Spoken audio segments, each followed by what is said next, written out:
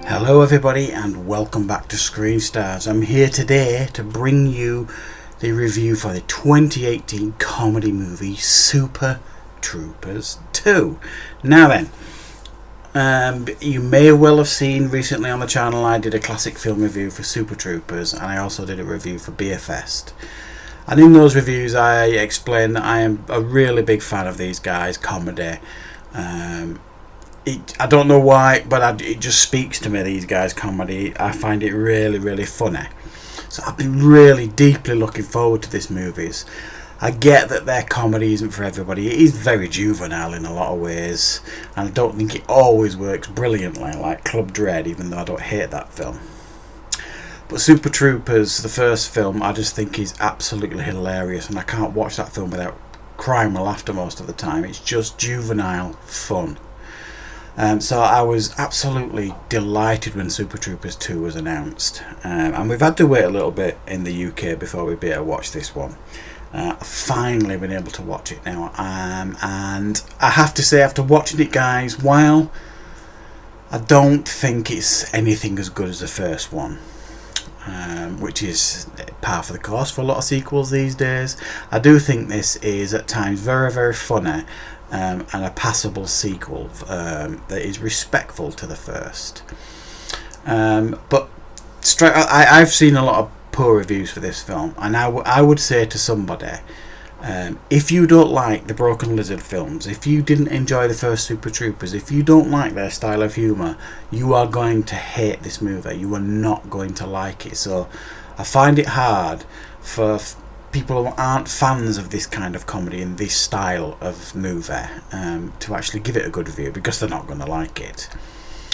Thankfully, I am a fan of this comedy, and like I say, it is inferior to the first film, but it does have some seriously funny moments in it, this film.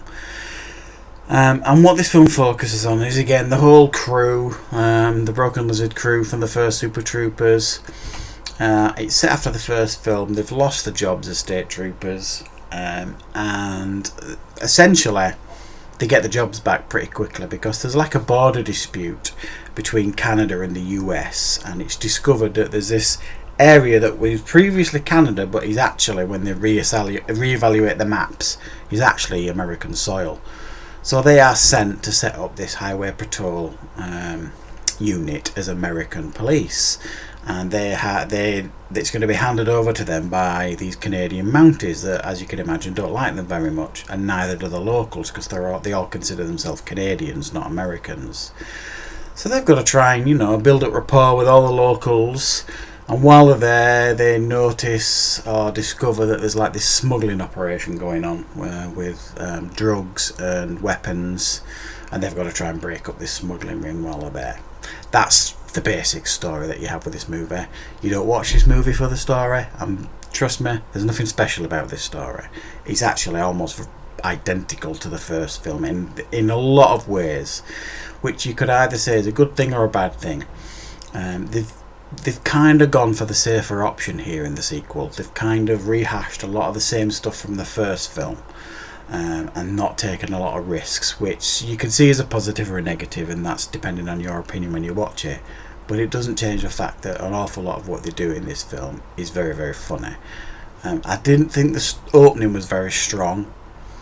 The first 5 minutes generally I thought was a very poor start, and I was a bit worried, I have to say. But once it settled into what it was doing, it picked up, and the gag started. I started settling down a bit, and it started making a lot of sense, in the sense of what they were doing with the film. Massively predictable, but you could argue so was the first one. It's a slapstick juvenile comedy, and it's not trying to be interwoven intellectual cinema, this thing, you know what I mean? It's just trying to make you laugh. So yeah, the story is really predictable, but there is genuineness and very funny moments, like when they first discover this smuggling ring, and they find these 4 different sets of pills, and they don't know what they are because there's no drug lab that'll test them for them. So what do these guys do? They all take one each to find out what it is, and one of them's acid, so you can imagine what happens there. One of them's a steroid, so you can imagine what happens there. Another one's a muscle relaxant, serious muscle relaxant, so imagine what happens there. And another one is like a female, something like female hormonal drug, that one of them gets addicted to throughout the movie, which gives hilarious results depending on your thoughts on the film. So they shake it up here and there with bits and pieces, but it's hard to say that this is anything original, because it isn't. It is a very, very safe sequel, and they have rehashed a lot of the same old stuff. But because these guys have got such great chemistry, I don't mind so much. I wanted to have that same fun feeling from the first one, and you get that with this film. It does feel like it's a lot of fun, and you can imagine what it was like making this film. They must have been crying with laughter constantly making it. It must have been a lot of fun. But whereas the first one almost felt magic, it was that funny, this one kind of feels like there's a little bit of something missing, some sprinkle of fairy dust missing from this film, if you like, which happens to a lot of sequels. But I was really delighted to see them all back together, and I do implore you, if you haven't seen any of the Broken Lizard films, give them a go. Definitely start with the first Super Troopers before you certainly watch this one, and you'll know within the first 10 minutes if these guys' style of humour is for you, because it definitely isn't for everyone. It really isn't. I've seen some pretty cruel reviews of this film, certainly, where people have absolutely slated it and called it absolute rubbish and dross. And it, to someone who this kind of humour doesn't trigger, yeah, I could completely get why people would dislike it. It is not to be taken seriously, this film, and these Broken Lizard movies. They aren't to be taken seriously. They just put them on and have a right old laugh with them. That's what they're there for. And I did have fun with this movie, but I didn't think it was as good as the first one. So it's a 7 out of 10 for me, guys.